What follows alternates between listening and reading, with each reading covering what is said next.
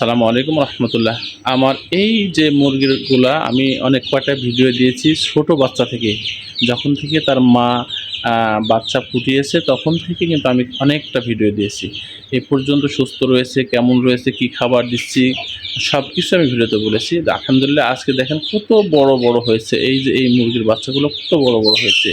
তো বিধায় এখন তারা কিন্তু মা থেকে আলাদা করে দিতে হবে, তাহলে কুঁচোটা ভেঙে গেছে।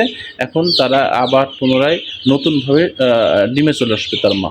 এখন তারা অর্থাৎ ওই যে ঠোকর মারছে, এটার কারণ হচ্ছে তাদের খাবার, তাদের কীভাবে চলতে হবে তার মা শিখিয়ে দিয়েছে।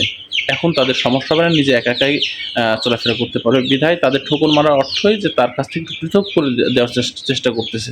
হ্যাঁ, এখন আমি অল্প সময়ের মধ্যে হয়তোবা তার মাকে বাইরে ছেড়ে দেবো, এগুলো ভিতরে রেখে দেবো। হ্যাঁ, আমার এই মুরগিগুলো এখন পর্যন্ত অনেক সুস্থ সবল রয়েছে। আসসালামু আলাইকুম রহমতুল্লাহ।